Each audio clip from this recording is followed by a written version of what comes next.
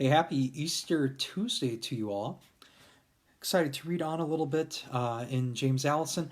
Um, he just got done saying something kind of important about how it is that we as people form our identities, as we often form our identity as, well, we're not them, and we define ourselves over and against others, and how the experience of the disciples of Jesus' resurrection challenged that and freed them to not have their lives run by being locked in unhealthy ways into other people and against other people. And so he's continuing on with that way of thinking.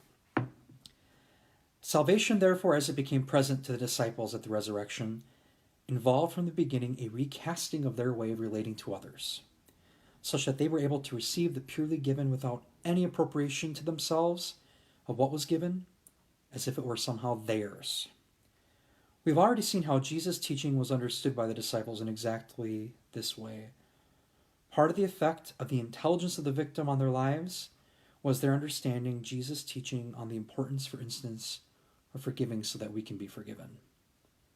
It is the change in our relation with the other which permits and is permitted by the change in relation of God, the transcendent other, towards us. We are asked literally to loose so that we may be loosed, to set free so that we may be set free. That is what the Greek word aphiemi, usually translated to forgive, means. Only in this way can our relationality be set free from the defensive self, which moves out of resentment, and enabled to become an interchange of gratuity. I have already indicated how in the Sermon on the Mount, Jesus' teaching is about how freedom involves not being moved by any over against, not being creatures of reaction. It is about our movement out of reaction and into the receiving of the given that is simultaneously our movement into the purely given unity of humanity.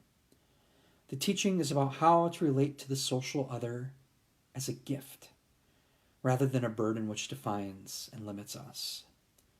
That which makes this movement possible is the forgiving victim, mediated to us in the transformation of human relationality. I ask you to think how different this sounds from the fairly standard view that lurks beneath not a few people's attitudes, an attitude which goes something like this.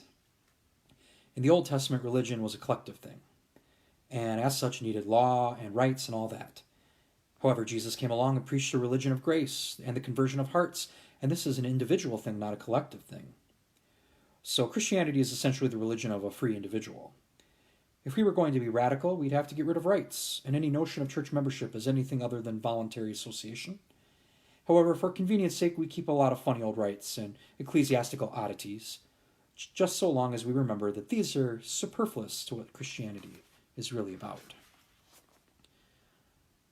I bring this up because it is by now, I hope, apparent that there is no change of heart that is not simultaneously a change in a way of belonging to a social other. And that, of course, means that there is no knowing Jesus outside the change of relationships that is the new Israel of God. Now, all this is an essential part of the package of the presence of the crucified and risen Jesus, which is what I'm trying to set out before exploring in detail ways in which we, at this distance, might genuinely know Jesus, the crucified and risen. If it sounds complicated, it is in part because it is complicated. It is difficult for us to understand that the foundation of the new Israel is the same as the basis for all holiness, all justification, all conversion. We find it difficult to understand that justification by grace through faith is necessarily a collective phenomenon. It is collective because the only sort of salvation we have been given is the beginnings of the unity of the whole of humanity in a new society founded on the forgiveness of the risen victim. Grace is automatically collective. There is no grace that does not tend toward the construction of this new Israel of God. There is no faith in Jesus that is not intrinsically related to his founding and edifying this new humanity. And there is no making righteous that does not involve a movement away from a certain sort of social belonging, kept safe by casting out victims, and a simultaneous movement toward the fraternal construction of the people of the victim present in all the world.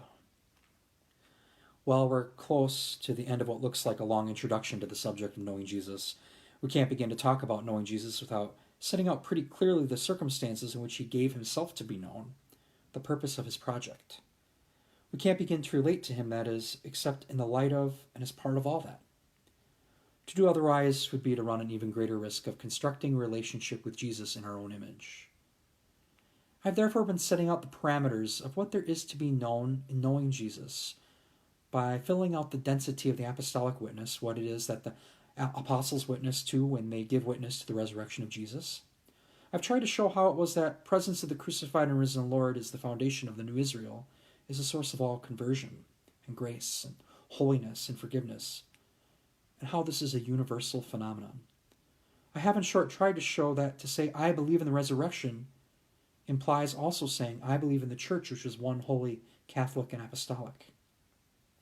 That is to say, the new Israel which Jesus founded and which foreshadows the reconciliation of humanity with God is one, because it has a unique foundation of the unique self-giving victim. It is holy because this community is founded entirely on the forgiveness of this victim. It is Catholic because at the same time as being one, it is also universal, knowing no bounds of culture or race or language, because it is not founded over against anything at all, but purely given. And it is apostolic because what is kept alive by the Holy Spirit is the presence of the crucified and risen Lord, as witnessed to by the apostles. What is handed on through the centuries is the apostolic witness, which is the guiding norm of all assessment of what does or does not constitute the Christian faith. The principal way by which this is all kept alive in our midst is the Eucharist. Everything that I have said so far about the presence of the crucified and risen Lord can legitimately be taken as referring to the Mass. The real presence of Jesus in the Eucharist is the real presence of the crucified and risen Lord, giving himself, founding the new Israel, making possible this conversion of those who participate. It is the real presence of grace which justifies. In all the other celebrations which we call sacraments, one or other dimension of this presence is emphasized. In the Eucharist, however, the whole package is present, if only we have open eyes and hearts to perceive it and to receive him. So I've set out the framework within which any talk of this, and not only any talk but also any real knowledge of him, makes sense, and is not suspect of delusion. In the final chapter, I will attempt to fulfill the promise of the title of this book. So that brings us to the end of the chapter, and just a few questions to leave you with before we sing this song. What might it mean to discover that you don't have to justify yourself to anyone at all and are loved just as you are? What might it mean for your group not to need any enemies, outsiders, or impure people over against whom to define your goodness? And how might this help your construction of community and of our world? I also want you to think about, maybe back to your school days or another time, when people ganged up on somebody and bullied them or singled them out for some reason or another. What did you do in that situation? Were you caught up in it? Did you come to their defense? What was the goal of that ganging up?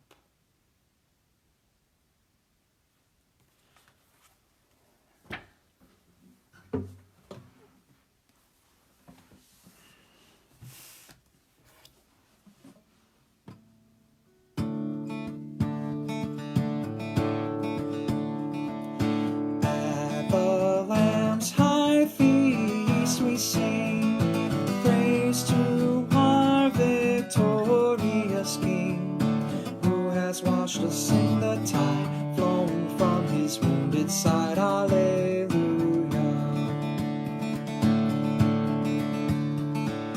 Praise we Christ, whose love divine gives his sacred blood for wine, gives his body for the feast. Christ the victim, Christ the priest. Alleluia.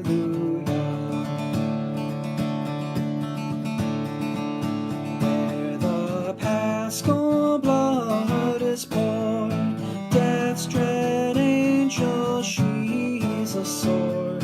Israel's host triumphant go through the wave that drowns the foe. Alleluia.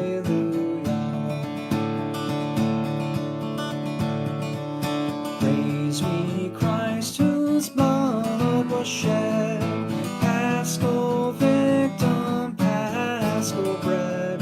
With sincerity and love, he'd be manna from above. Alleluia.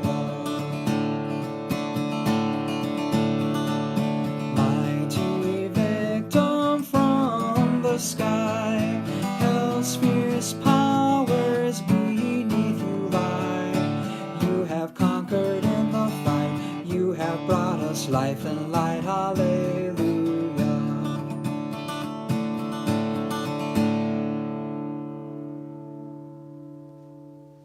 Peace to you.